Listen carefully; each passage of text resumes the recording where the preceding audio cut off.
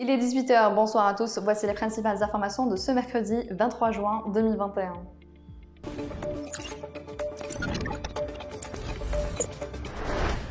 Les prix du pétrole ont poursuivi ce mercredi leur ascension pour atteindre un niveau record jamais atteint depuis octobre 2018.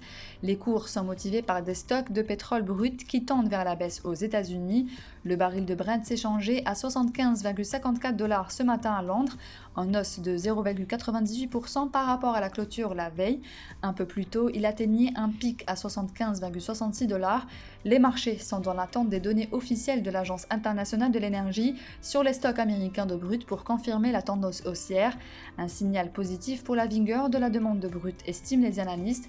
L'attention des investisseurs porte également sur la réunion de l'OPEP+, prévue le 1er juillet. Les points de vue sont partagés quant à une éventuelle augmentation de la production à compter du mois d'août. Un camion citerne transportant de l'essence s'est renversé ce mercredi au niveau de l'échangeur d'El Jumhuriya dans la commune des Eucalyptus à Alger-Est, a indiqué la protection civile d'Alger. Le camion qui transportait de l'essence d'une capacité de 27 000 litres relevant de Naftal a entraîné la fermeture totale de la route, ajoute la même source, affirmant qu'aucune victime n'est à déplorer. Le choc de la deuxième journée du groupe A en Coupe arabe U20 cet après-midi au Cairo Stadium entre l'Égypte et l'Algérie a tourné à l'avantage des petits pharaons, 1-0. L'unique but égyptien est intervenu à la 64e minute sur un coup franc à l'entrée des 18 yards, botté par Rajdan devant un mur algérien grand ouvert. Le 11 de Mohamed Lasset avait débuté le tournoi par un court succès face à la Mauritanie sur un but de Bouaoun. Lors de la troisième journée, les Verts affronteront samedi prochain le Niger. La commission de recours du Mouloudia a revu à la baisse la sanction infligée au milieu de terrain Miloud Rabéi dans l'affaire dite de la vidéo qui avait montré ce joueur en compagnie de 3 de ses coéquipiers en train de faire la fête dans une boîte de nuit, a indiqué le club algérois sur sa page officielle Facebook. Rabéi a écopé d'une ponction de 2 mois de salaire au lieu de 3, alors que l'amende financière est passée de 2 millions de dinars à 1 million de dinars pour préjudice à l'image du club, précise la même source.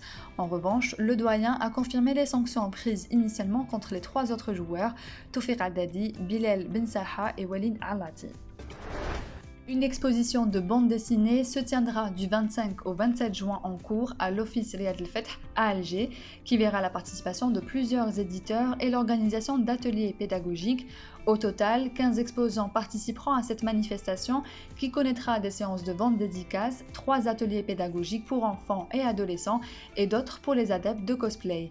Une convention de coopération a déjà été signée entre la direction du Festival international de la bande dessinée d'Alger et l'École supérieure des beaux-arts à Alger, en présence de son directeur Jamel Larouk, qui a annoncé la consécration du module bande dessinée à l'école à compter de la rentrée prochaine, une première depuis sa création. C'est la fin de ce journal, merci de l'avoir suivi. N'hésitez pas à nous suivre sur nos réseaux sociaux qui s'affichent juste en bas de votre écran.